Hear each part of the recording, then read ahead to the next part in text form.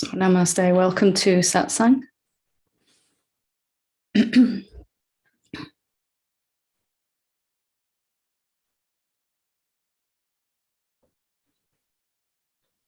And as always, Satsang is for the direct experience of what we actually are. And the fastest way to come to experience that is to focus on it. And that's the thing I want to discuss today. I want to really focus on what to focus on, because I wasted, as I'm sure a lot of us do, an awful lot of time in my own awakening trying to figure out what to do. And one of the functions or roles of a teacher is to shortcut that process as much as possible by pointing attention to what the most important thing is. And to do that, we need to be clearly aware of what the most important thing is to focus upon.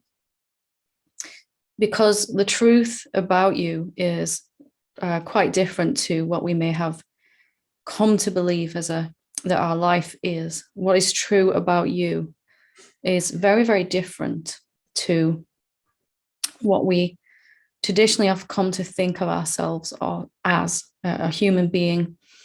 The roles that we play, our relationships, things that we do and achieve in life, all of that is fine and fantastic, but it is secondary to what you actually are.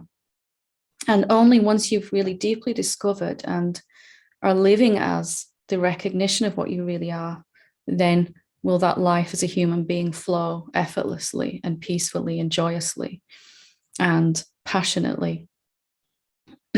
So, what is the truth about you, first of all? What have I come to know about you that you may not fully have recognized about yourself yet? And the best present I can give you, the best gift I can give you, is to tell you what I know to be true about you, what is actually so from my own direct experience. And I know this is true about you, even if I've never met you, because I've already met everybody. By meeting myself, I know who everyone is, what everything is. And there can be nothing outside of my knowing, nothing outside of your knowing, that you are everywhere. So you are not at all limited. You are infinite. You are everywhere that there could be something, and everywhere that there is nothing at all, nothing. You are manifest and unmanifest. You can take infinite shapes and yet never once diminish yourself or divide yourself. You are constantly pouring forth into manifestation as this human being listening to these words, as the one speaking the words, as the understanding or the confusion, as everything sentient and insentient. You are so magnificent and beautiful. The whole cosmos is your creation, is your dance, is your play. There is nothing that can be withheld from you. You are the essence of love. You are here before anything else, and there is nothing else outside of you. You may call these shapes just to play and amuse yourself. And you'll never, ever stop doing that. There's never been a time when you were not here. You have never died, and you've never been born. Only the shapes that you make are born and die. Every now and again, you become visible, and then after a short time, you'll become invisible to our human senses. You're not different to the one speaking these words. You are the one speaking these words right now. There is absolutely nothing that you cannot come to understand and know. You are magnificent. You are glorious. You are beautiful. You are stunning. You delight me and surprise me every single time I see you. I've come to love being with you without any thoughts at all. I don't want to think about you. I don't want to spend any time at all thinking about you, because I don't want to miss a second with you. Every second that I spend thinking about you, I am diminishing my experience of you. And I don't want to do that anymore. And knowing what you are is the greatest love affair I could ever have with you. It's endless, and forever we will be falling deeper and deeper in love with each other through this satsang right now, and through every single thing that happens in our lives. Whatever you show up as, I will recognize you, and I hope that you will come to recognize you too. That everything you experience is your own self. Everyone you experience is your own self. There is nothing that is not you, nor could there ever be. You are unlimited and infinite, and your possibilities are glorious. You created everything that we say is beautiful, and everything that we say is not so beautiful. All of it is you coming to understand yourself through all of these various forms and shapes. And when you take the shape of a human being, you have the capacity to think about yourself and to come to understand eventually your source. But there's also an aspect of you that doesn't even need to do that. That which supports the cosmos is you. You've appeared as all of these great sages and saints. You've appeared as the person that you like the most and the person that you like the least. You've appeared as all of these emotions and all of these thoughts.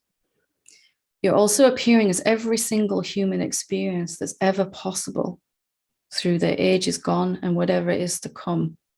There is absolutely no end to you.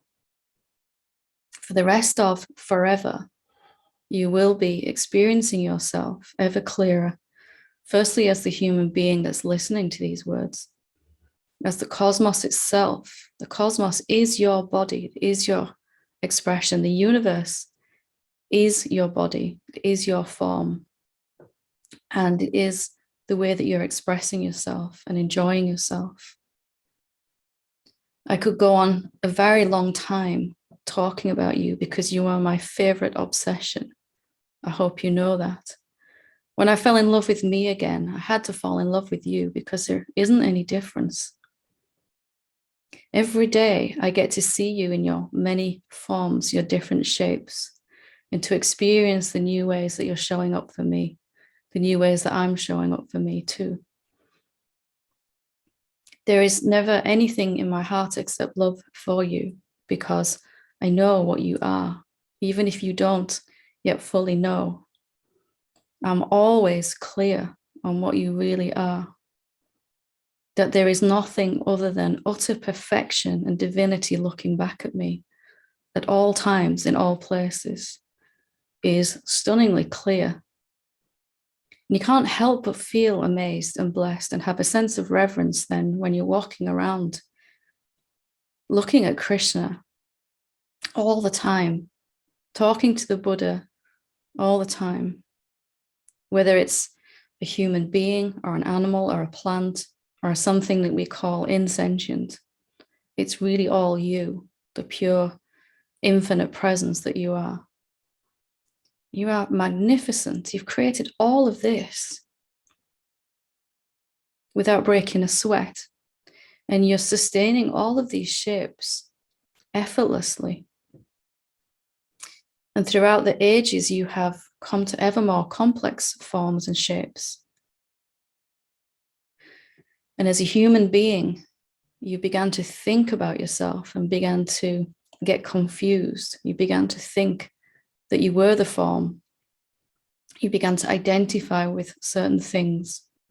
I am this body was the thought that got you really confused.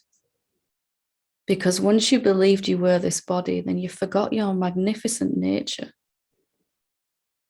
You forgot your omnipotence, and you forgot your omniscience. You forgot everything about yourself, your infinite, formless, glorious reality that you are. And I really hope that these words are inspiring something within you to kind of get back in touch with that. However much you've done that already, there's always more that you can fall in love with what you actually are. There is always deeper that we can fall in love with what is true. And in that, knowing of what you really, really are and could never not be, is gently held this experience of being a human being. So we don't even have to choose one or the other. We don't even have to choose whether to experience myself as someone moving through time and space, or as the everything, the nothing and the everything. You get to play with both while you have a human form. And I wonder if you realize just how amazing that is. I wonder if you've really taken that on board, what that really means. You get to rest knowing that you're infinite, that you're deathless, that forms are coming and going inside of you all the time, including the one that's listening right now and the one that's speaking. And at the same time, you can enjoy the relative perspective of being someone somewhere with a sense of individuality and a sense of unique desires and goals and all of that, dreams. Whatever makes you you individually is also to be celebrated. I wonder if you realize that you can lose absolutely nothing in this realization, that nothing will be lost of value. The only thing you will lose in this realization is your ability to suffer based on our believing of thoughts about ourselves. What if you gain all the best bits of your humanness back again? And what if all the bits that you've been trying to get rid of just begin to recede anyway? And in addition, you gain yourself as the universe, the cosmos, and that which it is made out of. I have to tell you that there is absolutely nothing to lose here. There is nothing afterwards that you will turn around and say, I wish I hadn't lost that. And the only thing we lose is the ability to delude ourselves any longer. You don't even have to choose. You get to be somebody also. You get to be someone going through your individual life, playing the role of sister or husband or employee or boss or whatever the roles are that you're playing. And you get to do that knowing that when those end, nothing really ends for you. That when the body goes, that you're still absolutely right here, that you're still gloriously everywhere, that just simply one of the infinite number of forms inside you has gone back into its invisible nature, and that you're still right here as all of this. People will say that you've gone.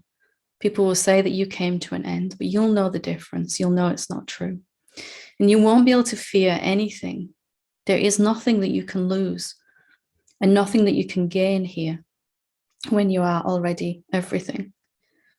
Anything that manifests in the entire cosmos for the rest of forever is also going to be you.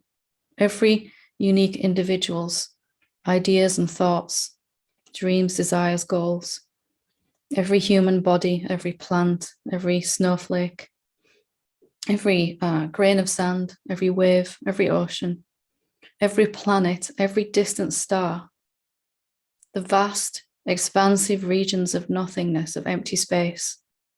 It's all you. There is nothing else than you. And it's my role to kind of remind you of just how amazing you are. Because as human beings, we spend most of our time in satsang and in our awakening in general, trying to become Krishna or trying to be like the Buddha or Christ or any of these amazing sages. And really, it's my role to remind you that you are already that. They are also you. They are ways that you have shown up previously. This is your current latest form. And are you going to recognize how beautiful you actually are? And how do we come to understand the immensity of that? Can you ever fully embrace the immensity of that? I've never managed to, but I am so enjoying getting to know you a little deeper each time I encounter you.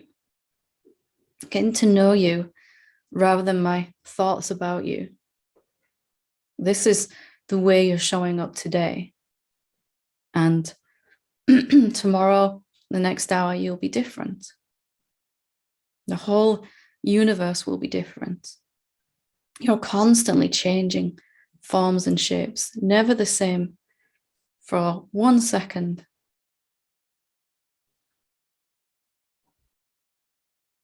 And there's something glorious there to be celebrated, isn't there? There's something wonderful and unique about you as an individual, but also to recognize fully your infinite nature. So how do we do that? How do we come to know what I've been talking about? How do we come to experience everything and everyone directly? First and foremost, our own self. How do we come to understand the essential nature of everything? How do we remember the all-knowing power that we are? How do we come to a clear and definitive seeing? Well, I can tell you only how I did it, and hopefully that will be of use to you. I began to recognize that there is no way for me to see what I actually am and come to know that with a conviction, with the with my focus on my phenomenal self. So pretty much everyone I meet is focusing on their emotions, and their experience, and their phenomenal aspect, the things about them that are coming and going. And that's, serves a purpose for most of us, but we're usually doing that even when we've come to a path of awakening. So we're trying to discover what is not a phenomena about ourselves, which part of us is not a phenomena. And there's only two categories here. There is phenomena, objects, things that are coming and going. And there is that which is everywhere, which is infinite, that is not a phenomena, in which all these phenomena seem to arise. So there is no way to recognize your non-phenomenal self, your infinite nature, by focusing on what comes and goes. It's just not possible.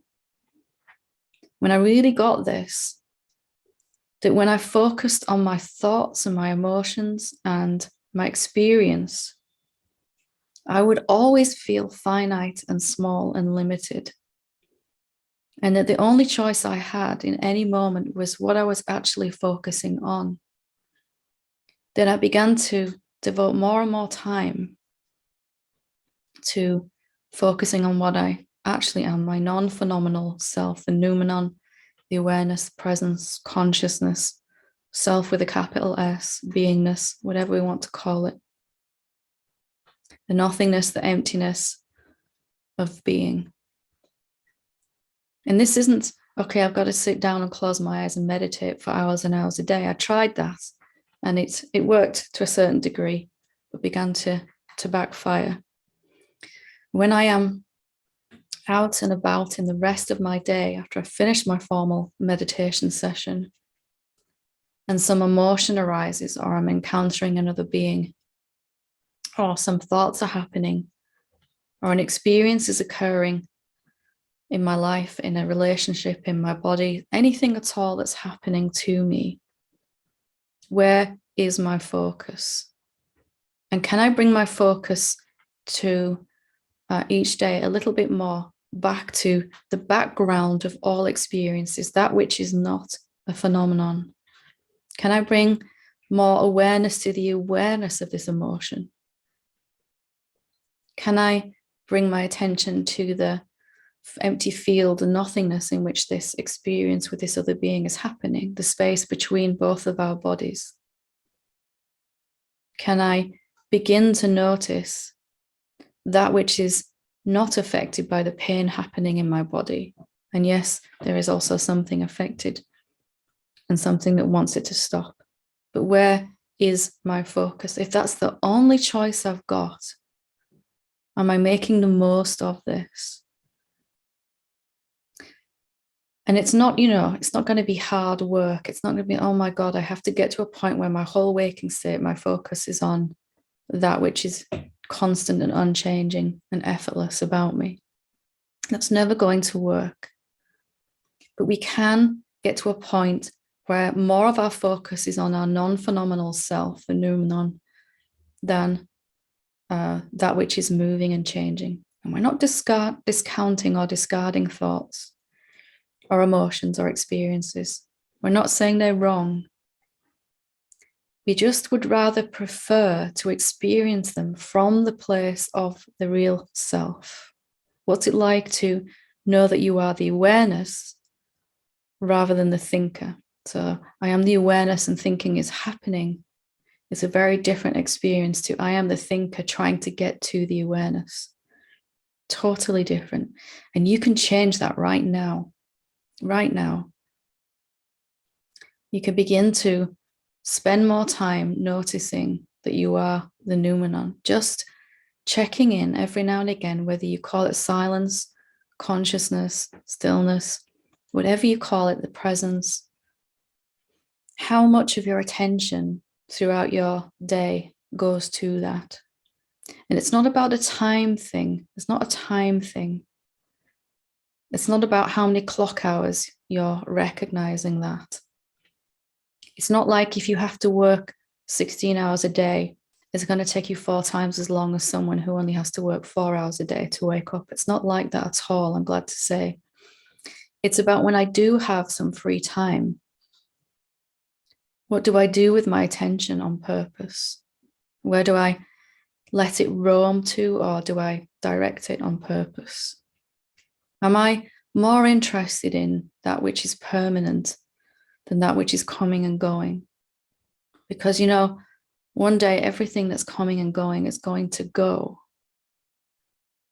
When this body goes, so does the emotions and the sense of experiencing and the thoughts. And that's not to instill fear, but just to kind of point out that we don't know when that's going to happen. So isn't it a good time now to kind of focus on what is the most important thing to focus on? And that's the only choice any of us ever have. And when I began to really, really get this, really deeply understand that I had the power in any moment to change my attention, just to even ask myself, what am I focused upon? This fear, this guilt, this shame might have to be here in my body right now. But do I have to experience it as someone, or can I experience it as the emptiness of being, in which there's a body lovingly held, and then there's some guilt and shame happening in that body also lovingly held? This is immediate awakening, immediate. It takes you out of time and progress and process. And the more that you do this, the more automatic it becomes. And suddenly it becomes a habit. You didn't do anything different that day than you did any other day. Just the culmination of bringing your attention to what is most important. For me, suddenly it became a habit. I couldn't tell you when that happened. I couldn't tell you when I forgot how to focus on phenomena only. I just recognized after a while that I hadn't been suffering for quite some time. When some strong emotion came up inside and there wasn't anything that could contract around that emotion and focus on it only, he was like, that's different. When did that happen? No idea, still don't know. It doesn't really matter. Way before that becomes a habit, you won't be suffering. The very moment you put your attention on what is stable and permanent, it will be that much closer to it being a habit. And, we're going to find that our attention has wandered and drifted back to some thoughts or something. And that's okay. If I'm determined to focus on the silence, to listen to the silence, and suddenly I find myself listening to thoughts, judgments, blaming myself, blaming someone else, what do I do about it then? If I listen to the thoughts about how I shouldn't have let that happen, if I listen to self-blaming thoughts and feel the frustration and anger and focus on that, where is my attention? Is it on the awareness or on the phenomenal thoughts and emotions? So mind's going to say, you shouldn't have let that happen. If you can just drop that, that's just another thought passing through your awareness. Doesn't need to be entertained. And you bring your attention back. What I'm talking about here is meditation, of course, in its simplest and most beautiful form, in the form where you can take it throughout your day. When someone's saying something to you that pushes a button and there's a response inside, a fiery heat of anger and all of that, can you let that fire happen? Bringing attention to the space in which the body and the fire and the other person is happening. I guarantee if you do that, the other person won't be able to continue treating you the same way as they are in that moment. It has to begin to change and soften right there. If our attention stays on the emotion or the words that the other person is saying, then it will continue that same old experience. And your body is beautifully able to listen and respond and interact with other human bodies while your attention is on what is stable. It doesn't have to, you don't need to be focused on phenomena in order to be able to interact. Right now, as I'm speaking these words, my attention is on that which is stable and permanent. I'm not planning what I'm going to say. It's just happening inside the silence. And from that place, the words are coming from a different level, different energy. So instead of making awakening something that's going to happen in the future, can you see that it's happening now always? In any moment, if my attention is on what is real and stable, then I'll experience clarity and wisdom and peace in that moment. At any moment, if my attention is on what's coming and going, thoughts, emotions, experiences, judgments, blaming ourselves, all of that, unworthiness, we'll be experiencing a sense of not being there yet and trying to get somewhere. We'll be back into traveling and reaching a destination. If you can really hear these words, the immediacy of what's available right now for you, hopefully that is beginning to hit home. And the more time that you spend with your attention on what is real, the clearer reality gets, the more appealing it becomes, the more peaceful it begins to feel. The deep contentment starts to happen. First, when I began to focus on what was real, it just felt dull. Well, there's awareness, so what? I've always had awareness, no big deal. There's silence, I can hear silence. And the emotions that were coming and going seemed so much more interesting. It felt so much more enticing and seductive to be angry or to be someone that was feeling victimized or something like that. The more time I spent listening to silence, the more it began to reveal its secrets.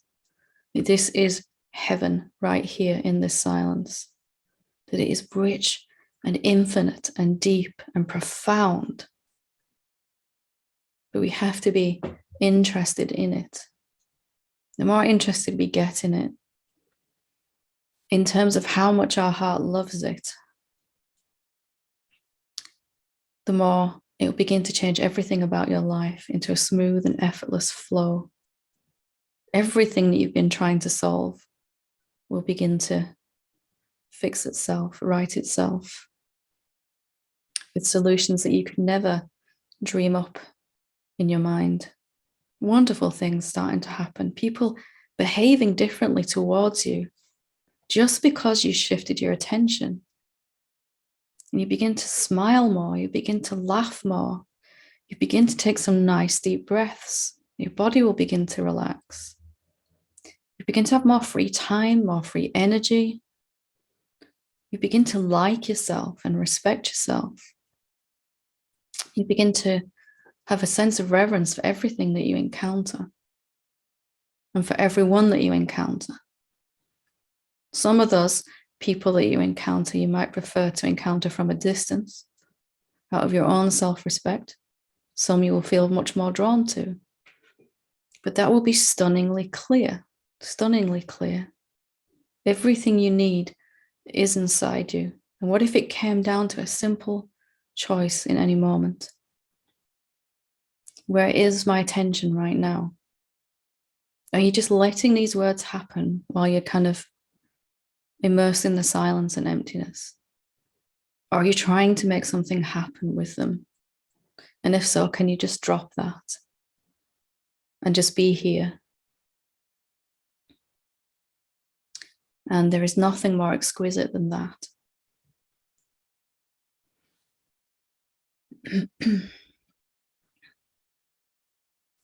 So I have to kind of paint a picture of who you really are the best I can with words. And then hopefully I've begun to show you how simple that can be. Because the most common obstacle to that peace, that infinite peace of knowing what you are, unbreakable, unshakable conviction in what you actually are, is trying to think about it, trying to get to an end point in thoughts, trying to come to some final future moment where you are the awareness. And all you can do in actuality is to notice where your attention is right now. And for me, that was just the sweetest realization, the simplicity of it, that I could actually do that in this moment when I remembered without pressuring myself. And the more I did it, the more I fell in love with it, and the more I wanted to do it, the more I remembered. In this moment, I can check where my attention is. When I'm walking down a corridor, when I'm in the bathroom washing my face, when I'm listening to the phone ring, waiting for someone to answer. There's 1,000 moments in our day when we're not consciously involved in something, where we're, walking back to the car from the shop, that we can just take a moment, that use that time wisely to recognize the background in which all of this is occurring and appearing.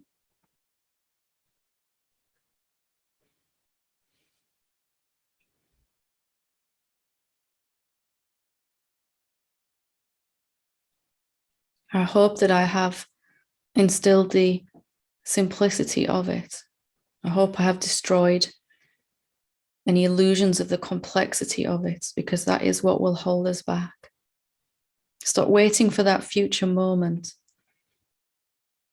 and see where your attention is right now. There isn't a future moment anyway. And even if there was, it wouldn't be any better, any more opportune than this moment right now that we have. Now is always the best time, of course. And as you begin to do this, more and more, you begin to get a sense of self-respect back, a sense of confidence and clarity, a sense of purpose, and perhaps most importantly for us all, a sense of passion, an excitement about life, an excitement about living, participating in all of this. Instead of just kind of drifting through each day lost in our thoughts and barely experiencing what's going on around us because we're so caught up in our own thought process.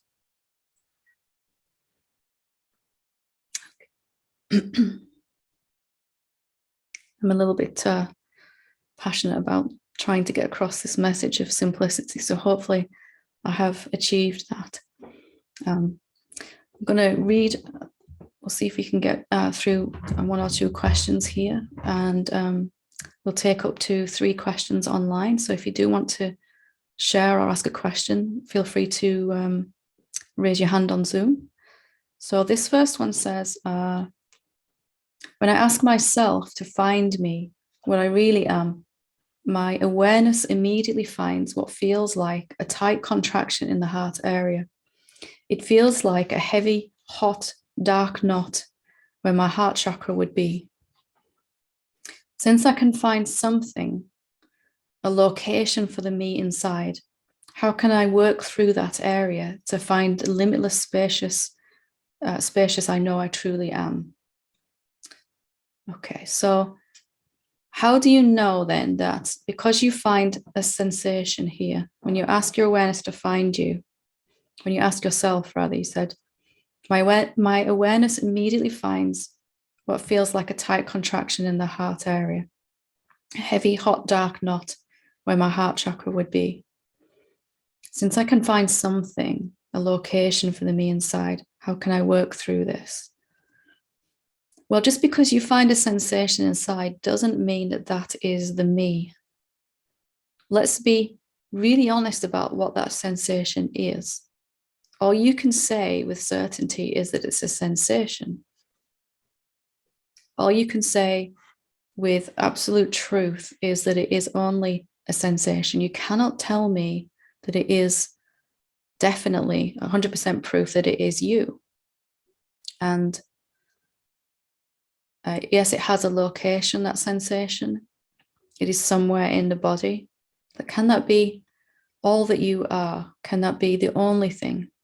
What about the awareness? You said, my awareness immediately finds what feels like a tight contraction. I'd like you to get more interested in the awareness than what the awareness finds. What can you tell me about the awareness? Does that have a location? And look really carefully. It seems like my awareness, and that's the myth, that's what you've written here. My awareness, which is something other than me. There's a me, and then there's the awareness that I have. And my awareness is finding this sensation when I look for myself. But really looking closely at the awareness. What is it? Where is it? Is it only in one particular location? Can you really say where it ends, the awareness? Can you find a dividing line between this sensation that the awareness is recognizing and the awareness? If I become aware of my body right now, there's awareness of it. Can I really say that they are 2 different things? So put more attention on the awareness. You've skipped right past the awareness and gone to the sensation, which is right. And we all do it, of course. I'm not blaming at all. I did this completely. There was a sense of someone here for me, and all my attention went to that, and very little to what was aware of it, what could tell me the sense of someone was there. So more attention on the awareness of the sensation than the sensation. Is there a you and awareness? And what happens when you really ask that question? If you are infinite and vast, then you cannot have a location, actually. Things appearing inside you, like your body and the heart chakra and this knot of energy, have a location, but you don't. So keep looking, more attention on what's looking than what is seen. That's the only thing that has to change here. So we'll see. There aren't any hands up, so I'll go to the next question. Hi, Helen. I don't know if I can bring across what it is that I'm dealing with now for quite some time. It's like at some point about 8 years ago, I bumped into something that I just couldn't handle. I don't even know if this is true. It's like even though I lived a very awake life with my heart wide open, knowing my true self, experiencing a beautiful clarity about myself and the world, at some point, some bubble has burst. During the years after, I became smaller and smaller. My consciousness shrank. I isolated myself more and more, withdrew from people, stopped my creative work as a musician, and so on and so on. At the moment, I can hardly do anything without being flooded by fear and shame, which leads to me not doing much at all. I can't tell what exactly has happened there for me, but it feels like until today, I am standing at the same door and I can't find my way to go through anymore. How can I stand this storm of shame or fear or whatever it is without losing my ground? Or do I have to lose it all to be free? Would be very grateful on any advice on how to go through this fire. Glad to have found you and to be able to meet you in this way. Much love from a burning heart. P.S. I'm from Germany. Sorry if there are any mistakes in my English. Your English is better than my English, I'll tell you that. Let me start by saying I remember that feeling vividly. Having seen what I actually was and having this kind of honeymoon period where that was just so stunningly clear and life flowed effortlessly. And unlike you, where it seemed to go on for a while, my honeymoon period lasted about 10 minutes before thoughts started to arise again. And what seemed to happen then is I seemed to lose that revelation. It seemed to diminish. And this is, common for many of us. We have some kind of glimpse or seeing, however long that lasts for, however powerful that glimpse is. It suddenly seems at some point, or sometimes it's very slow, we don't even recognize it's happening, to be covered back over by the sense of being someone and the illusion of separation in that.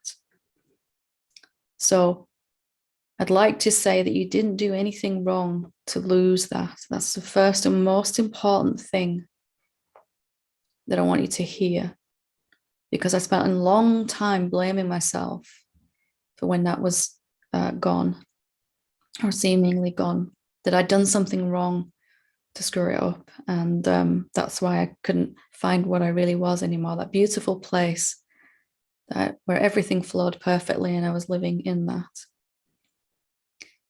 And I began to realize over time that what is actually occurring is, after having experienced that real infinite unlimited self, the cause what arose in me, as is arising in you and all of us, a deep desire to experience what is true, but continuously, for that to be more than just an experience, even if it lasts years, just to know that it will never go.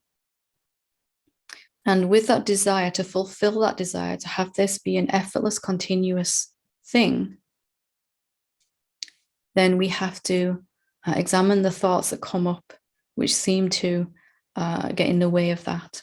So little by little, or sometimes very suddenly, that sense is gone, and we have to look at what thoughts are coming up to be examined. If we don't examine these thoughts, it will only ever be an experience. And as we examine these thoughts, it's going to be more and more of a permanent, stable thing. So you've mentioned shame and fear here. So what are the thoughts behind those emotions? What are the stories behind those emotions? And can you ask if they're true now for you? Because just because you've had this deep seeing, and even if it lasted a long time, doesn't mean that our brain automatically starts to think in different ways. Just because you've had this profound revelation, or even if it wasn't clear what you were experiencing, it was just very extraordinarily peaceful. Immediately, when thought starts back up again, we go back into the same old thinking about ourselves as a someone, trying to reach awakening. And that's what has to be examined, those thoughts. So what does shame say to you? For me, it said, I don't deserve happiness. I don't deserve to be free. I don't deserve peace. Sometimes it said, you don't deserve to exist even. It was, whatever shame's saying. Fear was saying, I'm not safe, I'm in danger. And I had to question that now. Given what I've seen to be true, is this still true for me now? So for every single human being, even Ramana, when he had his massive epiphany, it still took him 3 years after to sort through this stuff that came up after his seeing. And that's the bit you never hear about. That's the bit that we expect magically won't happen. That I have to examine the major thoughts that I've been unconscious of, not my whole thought process, but just the ones that are producing these strong negative emotions. Is it still true that I don't deserve happiness if I am the source of happiness? Is it still true that I'm not safe if I'm infinite, formless, and unlimited? Is it still true that I can't get what I want if I am everything that I want and could ever be in that?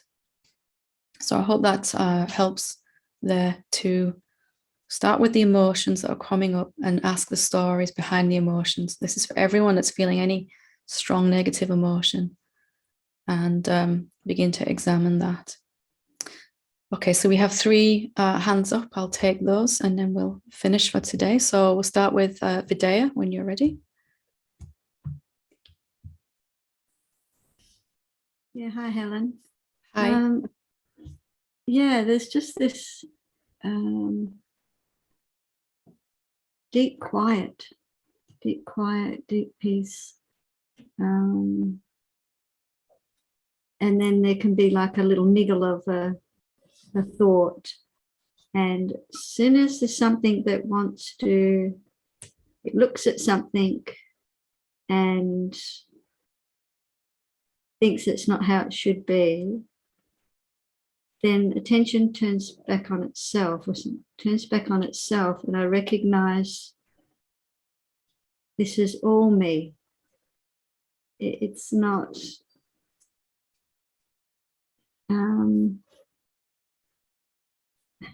mine wants to project that something out there should be doing something different. Yeah. And yet when it turns back on myself, I see that no, this is all you. To turn my attention back on myself and to stay with that, then it's so hard to put into words. There's not really anything out there that needs to change. Again, it's just that recognition of shifting the attention off that, like you said once before, and then back on here, then the problem just dissolves. Then I say, well, there's not really a problem, because the fact that thinking that needs to change is like, no, there isn't anything to change. There's only your attention. That's what I'm trying to say. Yeah. It's only the attention that has to turn, not even turn back on itself, just, yeah, I can't really put it into words, but yeah, so it's been more of a seeing that this appearance of a problem is almost like this, in this little, I don't know, funny little shape that it isn't really anything. Yeah. It's absolutely nothing at all. But it feels like something, doesn't it? Something's scratching around trying to go back into separation.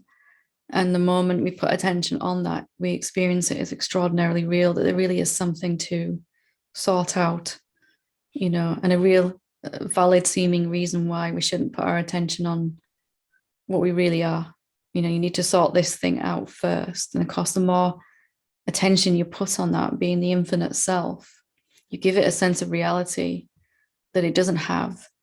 And then it really seems important. And as you begin to recognize that the only reason you feel bad is because you're taking your attention off of, what is real. And that the moment you put it back on that, you're going to start to feel better, and this problem will vanish anyway, that you can't solve it by putting attention on this issue. Then it's clear, isn't it? There's only one thing to do, like we've been saying today. Yeah, putting it just, because in that beautiful, quiet space, there isn't anything to solve, and no mind to create a problem and then try to solve it.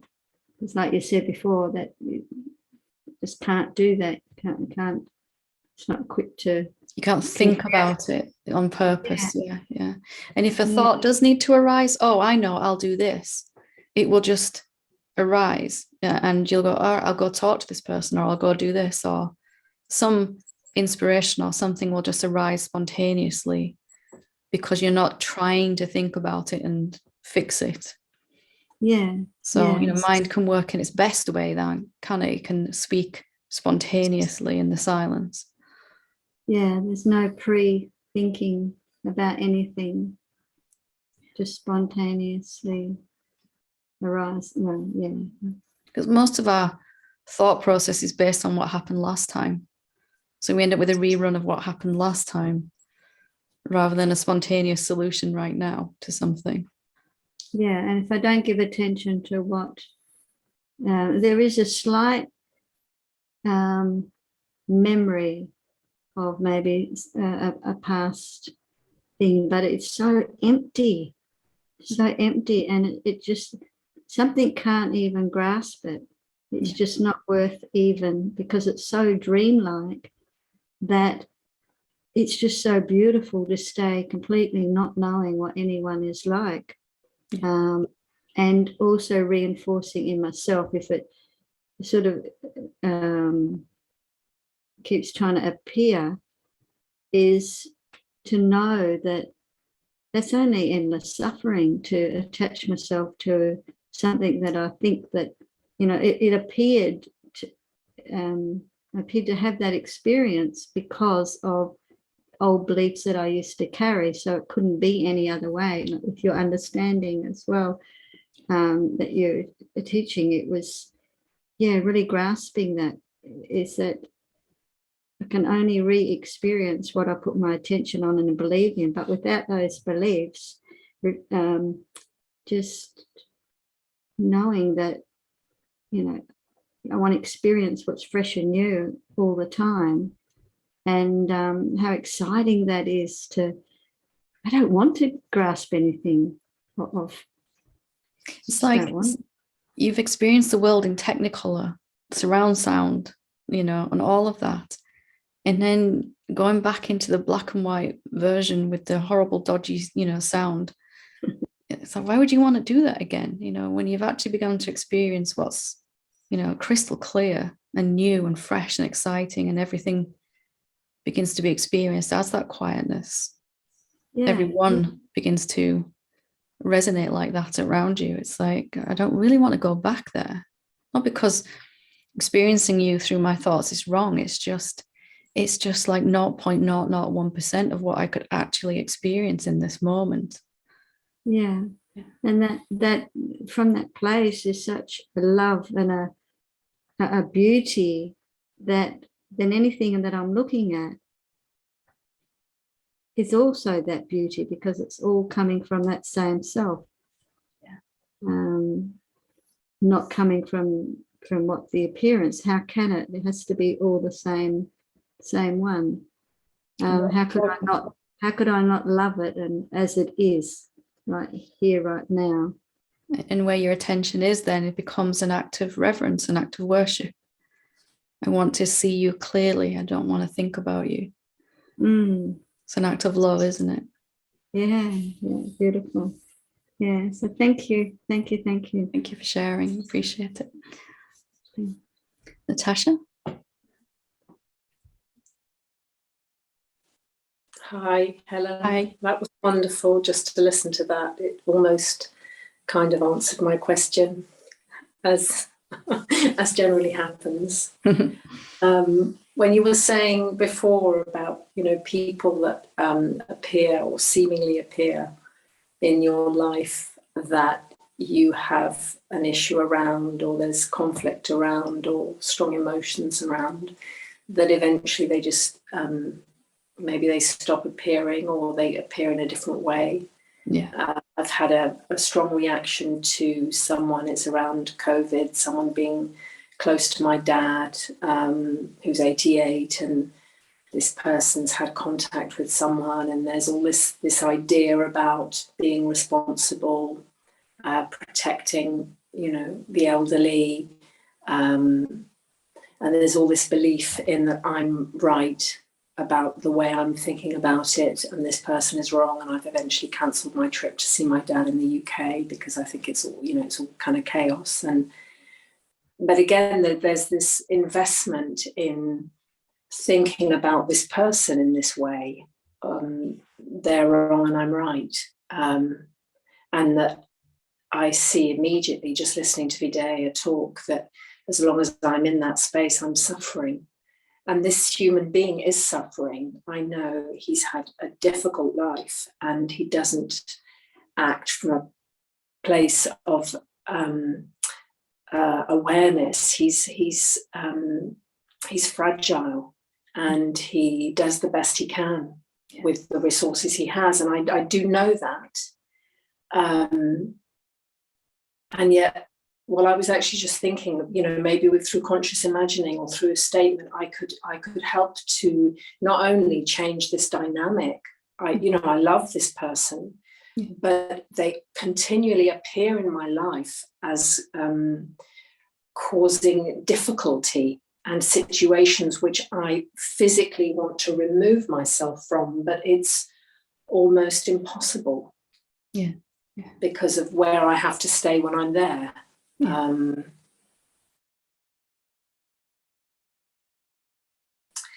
And yeah, it's kind of, what do I, how do I change this? Because I feel I can't just be, that's just a belief that I can't just be loving, because then it'll... Maybe you can be as loving as you can in any moment. If you start by forgiving yourself for, if there's thoughts about this person that are less than you'd like them to be sometimes, can you start by forgiving yourself for that? Yeah. You have to change those thoughts to get rid of them, or can you simply be more aware of the awareness of them, the thoughts, and wherever you can you remember that this person is also you, also the self, but the recognition that they don't recognize that. Obviously, they don't have that choice that you have in this moment yet, at least, to focus on what's true. It doesn't sort of, it doesn't mean that you've got to fix a problem. It just means that you can help you both and everyone involved here in a way that none of you, none of anyone else around you can. You can remember what everyone is actually, obviously without saying it out loud, because you probably get some funny looks, but as you quietly remember that you are everywhere and that they are not at all what they seem to be, as much as you can without beating yourself up, then it will begin to shift. And maybe this is helping you cultivate this fire, deepen this desire. Life is giving you what you need to, not necessarily what you want, but what you need to sort of build this fire inside, which life is very good at doing, isn't it? Yeah. What's it like to experience this whole thing from a different place? What would that be like? I'm open to that. And most of all, I'm not going to beat myself up over, if my attention drifts back to thoughts and judgments and all of that stuff. I'm just going to, well, that's what happened in that moment. And can I come back now to peace and clarity? Yeah. It will be hanging on by the tiniest little thread.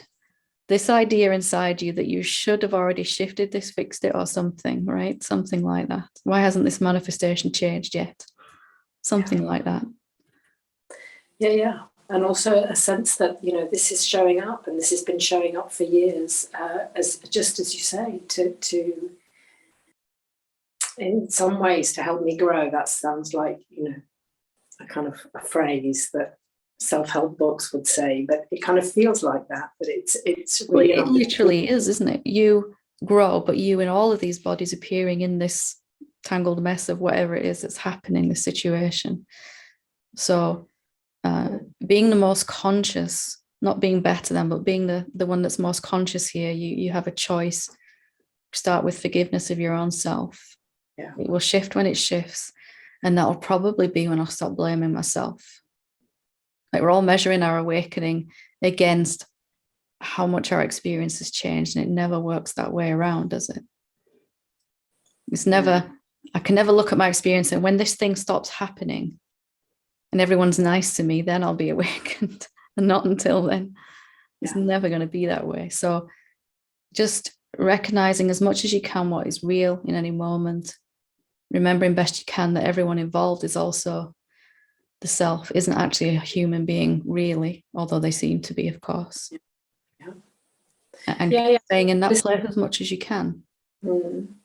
Yeah, when I was listening to Vidya speak, there was this there was like just a real relaxation in the body, and that the question that had been producing a lot of conflict suddenly just relaxed, and there was an acceptance that just everything is absolutely perfect as it is. There was one particular pattern that went on in my life for a long time. And in the end, I realized the only reason it was still going on, I looked at it from every single angle, upside down, back to front, turned myself inside out. I'm sure everyone has one like this, right? The one that's still going on. And in the end, I realized the only reason it was going on is because I thought it should have stopped by now. Yeah. And then when I stopped doing that, it changed, Yeah. That's challenging. That's challenging to let go of the, just to recognize my experience comes from where I'm living from. And I can't expect my experience to change first. If I'm living from this place of, I should have been able to fix this by now, am I being a someone in that moment, or am I being the infinite self? That's the key shift that happened for me, was the recognition. Not that I'm ignoring this problem, but I can't solve it by putting attention on it. Literally, I've tried 1,000 different ways, as I'm sure you have with this. Yeah. Thank you, Helen. Thanks for sharing. Hi, Gabrielle.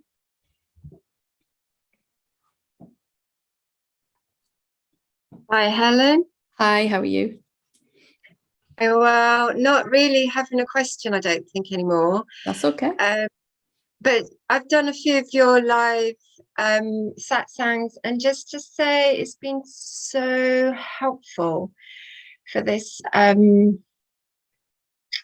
quite nervous to speak, actually, for this massive, feels like just a massive integration, which isn't really talked about, because it's felt like such, my feeling is it's been such a deep seeing for quite a few years.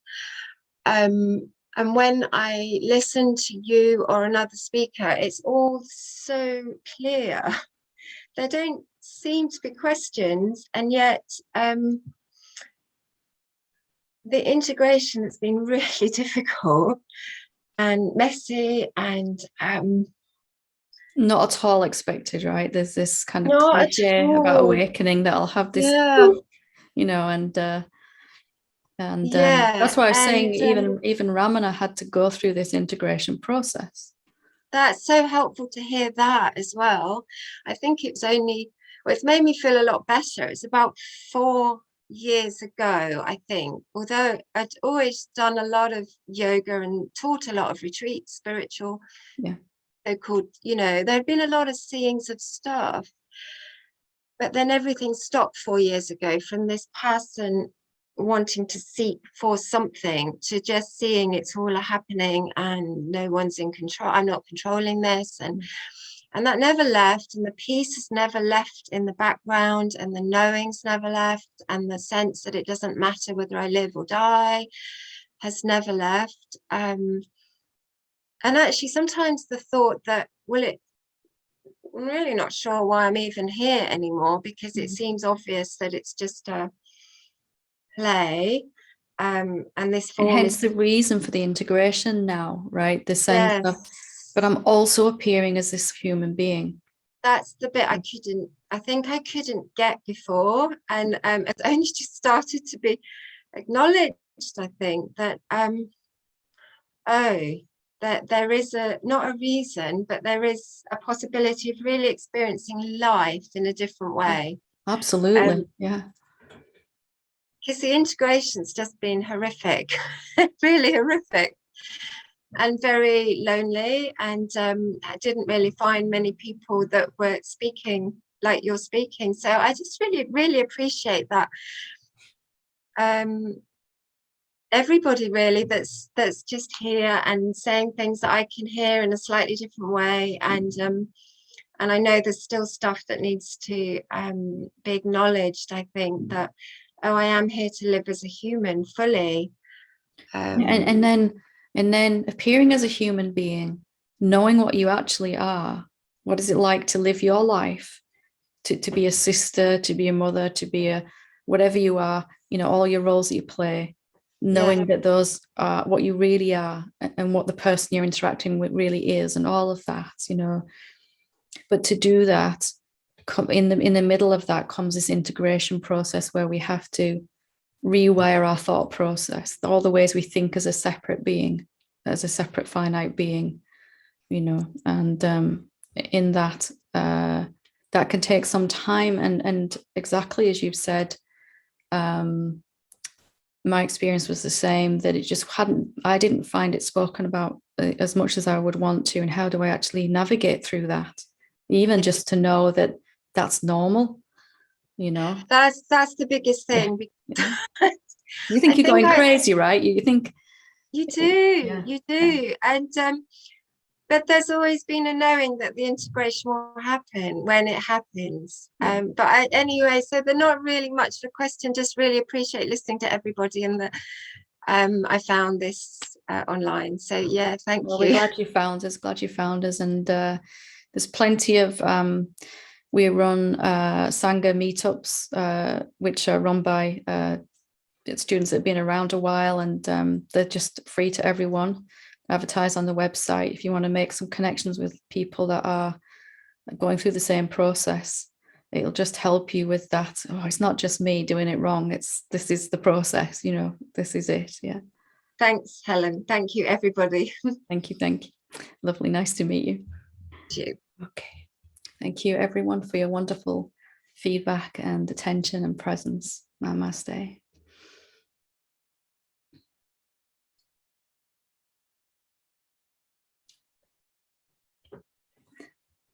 Okay.